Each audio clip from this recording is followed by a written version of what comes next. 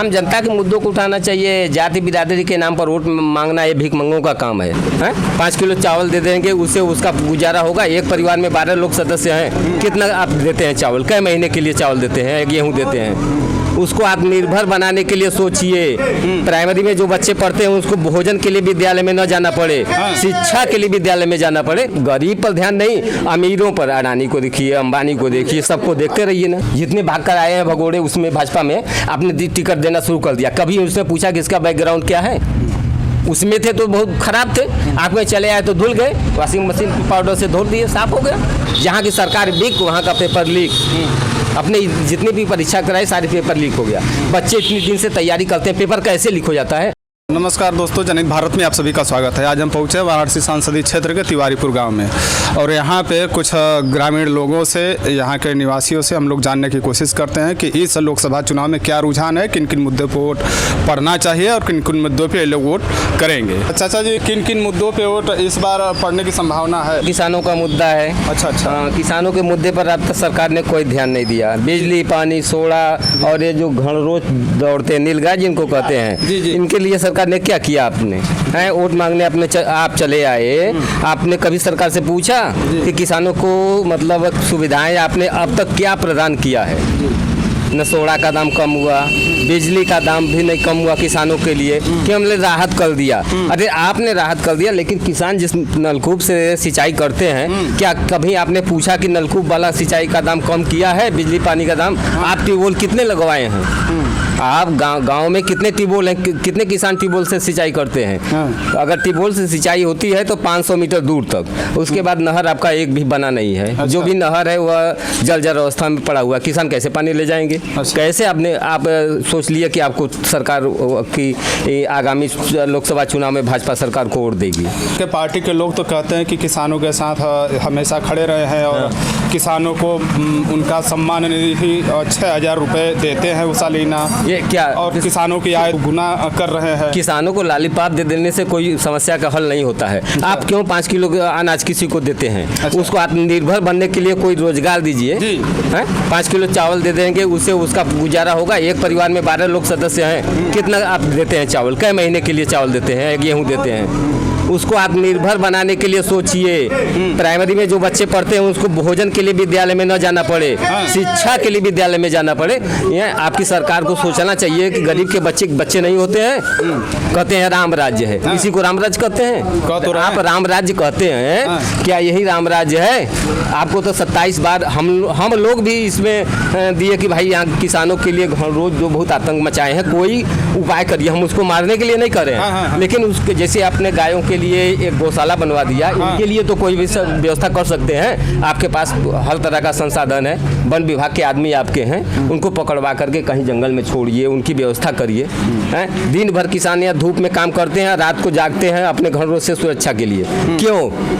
क्योंकि बचेगा तो मेरे बच्चे खाएंगे। गरीब पर ध्यान नहीं, अमीरों पर। अडानी को देखिए, अंबानी को देखिए, सबको देखते रहिए ना। आज वोट का समय आया था, आप जनता के लिए बीच में चले आए आप जी, मैं मांगने के लिए कि हमको वोट दीजिए। अरे उसका तो अधिकार है, वोट देगा, चाहे आपको दे या किसी और को दे। उज्ज्वला आप 2 दिन दे दिए साल भर में, उससे बहुत बड़ा सम्मान नहीं बन जाएगा। उसकी सब्सिडी कम करिए, जनता को मतलब 800-900 में मिले तो कम से कम कुछ तो राहत होगी। बनारस के 10 ऐसे जगह बताएंगे जहाँ की बेरोजगारों का मेला लगता है, जबकि सब्जी मंडी नहीं है। वो आप जाकर देखेंगे तो बेरोजगारों का मेला लगा हुआ है। तो क्या उससे क्या नसीहत मिलती है लोगों को? मतलब हमारे देश के अंदर बेरोजगारी भरी पड़ी है। स्टेडियम यहाँ बनवा दिया आपने किसानों का उपजाऊ जमीन लेकर के। क्या स्टेडियम यहाँ गंगा जी के किनारे नहीं बन सकता था? बहुत खाली पड़ी हुई जमीनें हैं। 500 रुपए लालीपाप के रूप में किसानों को दे रहे हैं, उससे उनका कुछ नहीं होगा। वो तो एक चाय के बराबर है। पर डे 2 चाय पीते हैं, 2 पान खाते हैं। जो लीजिए उनका कितना आप देते हैं, कितना उनको मिलता है? 500 रुपये देते हैं ना, वो 10 रुपये 20 रुपये का रोज चाय पान करते हैं। अपने परिश्रम के होते हैं ना, किसी के देने को नहीं। आप नहीं देते तो 20 रुपये को तो 600 रुपया महीना। 600, आप 500 रुपये देते ही हैं। जितने भाग कर आए हैं भगोड़े उसमें भाजपा में, आपने टिकट देना शुरू कर दिया। कभी उसने पूछा कि इसका बैकग्राउंड क्या है? उसमें थे तो बहुत खराब थे, आँख में चले आए तो धुल गए, वॉशिंग मशीन पाउडर से धो दिए, साफ हो गया। आम जनता के मुद्दों को उठाना चाहिए। जाति बिरादरी के नाम पर वोट मांगना ये भिखमंगों का काम है। आप अच्छे काम किएंगे हर बिरादरी के आपको वोट मिलेगा, लेकिन अगर किसी जात विशेष के नाम पर काम करेंगे, ये भारत राष्ट्रीय गणतंत्र है, धर्मनिरपेक्ष राज्य है, यहाँ किसी धर्म को उपेक्षा नहीं की जाती है। हर धर्म को सही रूप से चलने, उठने, बैठने, बोलने, पूजा करने सबका समान अवसर दिया गया है। तो रोजगार की स्थिति क्या? आप भी बताइए ना, जब तक योगी जी महाराज बैठे हैं, जब से लेके अब तक शासन सत्ता में कितनी वैकेंसियाँ वो की है? जहाँ की सरकार लीक, वहाँ का पेपर लीक। अपने जितनी भी परीक्षा कराई सारे पेपर लीक हो गया। बच्चे इतनी दिन से तैयारी करते हैं, पेपर कैसे लीक हो जाता है? एक कल्याण सिंह का जमाना था कि मतलब बच्चे मूड़ी नहीं ला सकते थे, रिजल्ट बनता था 5-6%। क्यों? क्योंकि प्रशासन पूरा टीचर वगैरह सब कांपते थे प्रशासन के नाम पर। नकल एकदम रुक गई थी। हाँ, यहाँ तो चैलेंज करके कहते हैं कि आप कोई भी परीक्षा कराइए, पेपर मैं लीक करूँगा। जितने बच्चे इसमें बेरोजगार हैं उनकी एज खत्म हो जा रही है। जिनका 1 साल बचा है, आपके वैकेंसी न डालने से उनका समय लॉस हो गया। क्या आप देंगे उनको समय? 1 साल का समय देंगे, पहले लिख देंगे 1 जुलाई इतने से आप 35 साल के हो गए तो बस खत्म कहानी। गाय जानते हैं अपने? हाँ। सबसे बड़ी मुद्दा किसानों की लीली गाय है। बस सरकार से ही हुआ अनुरोध है कि लीलू गायों को पकड़ के कहीं भिजवाए या उसको जहाँ भी रखना चाहे रखे, लेकिन किसान इससे त्रस्त है। किसान फसल सुरक्षित है, किसान त्रस्त है। दिन में काम करते हैं, सोडा खाद रियाज पानी मेहनत कर, रात में जागकर पूरा रात बिताते हैं किसान। देश में किसकी सत्ता आनी चाहिए इस बार? हम तो ये चाहते हैं कि बीजेपी बदल जाए, कोई भी आए ना, क्योंकि मैं हूँ या आप हो या कोई आम जनता है ना। जैसे हमको ये नहीं कि मेरी जो है मेरा विकास हो 4 तल्ला बन जाए, हमको खाने के लिए कुछ ना हो, कोई आके मुझसे मदद मांगे हम ना दे पाए, तो ये ज़रूरी नहीं है। ये ज़रूरी है कि सब भाई के जेब में कुछ पैसे रहे। हाँ, जैसे हमको 4 तल्ला बनाना है तो उसको हम 2 तल्ले से काम चलाते हैं, धीरे धीरे वो 4 तल्ला बन जाएगा। अभी हम एकाएक जंप करके क्या कि फिर इतनी ऊंचाई पे गए, गिरे तो ख़त्म।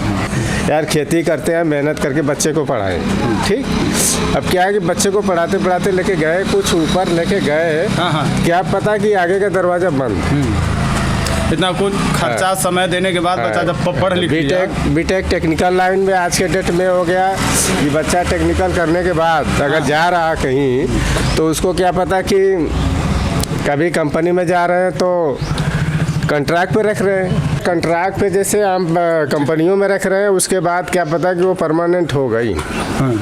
ऐसे ही चलेगा। जब ठेकेदार के माध्यम से चल रहा है तो कैसे कहाँ से परमानेंट है? तो ये सब भी सिस्टम है। जैसे हम पब्लिक के अंदर था कि बीटेक करके लड़का निकल रहा है तो चलिए एक स्टेज है, पहले शुरू कर लिया, धीरे धीरे पा जाएगा। आज के डेट में बहुत टैलेंट लड़का है तो वो ठीक है, मान के चलिए टैलेंट में आप 10% मानेंगे, 20 से ज़्यादा नहीं मानेंगे। उसके बाद जो बच्चा यहाँ से निकल के जा रहा है, जो बहुत जुझारू है कि मैं घर पे जाऊँगा तब मैं हमको रोटी नहीं मिलेगा, मेरे पास मकान नहीं है, अगर मैं अपना एक लेवल नहीं बना रहा हूँ तो मेरी शादी नहीं होगी। तो इस तरह से बच्चे झेलने वाले केवल कितना आप समझते हैं? 10%। सभी नहीं झेल पाए। अब लोगों के दिमाग में ये आ रहा है कि पढ़ाई का क्या मतलब है? पढ़ाई का क्या मतलब है? एक लेबर जाके जब हम पढ़ के बीटेक करके जा रहे हैं 15,000 कमा रहे हैं, वो 20,000 कमा रहा है। हमने जो है दोनों बच्चों को बीटेक कराया। अच्छा। मेरा किसान होकर के हमने बीटेक कराया। हाँ, बीटेक करा। एक बच्चा जो है मतलब कंपनियों की हालत देख के वो बोला पापा हम जॉब नहीं करेंगे। वो उसके अंदर टैलेंट ही। कितना पैसा आपने लगा दिया एक बीटेक के लिए? तो गवर्नमेंट को पता होगा कि कितना लगेगा। नहीं, आप अपना बताइए, किसान होकर के इतना जैसे मेहनत से फसल उगाते हैं। रेशियो के लिए मतलब आप देखेंगे तो एक बच्चे को बीटेक कराने के लिए 1 साल की फीस जोड़ लीजिए, प्लस उसका जो है मतलब रहने का खर्च, खाना खर्चा। हाँ, प्लस जो है पढ़ाई में एक्स्ट्रा भी खर्च है, कापी किताब तमाम।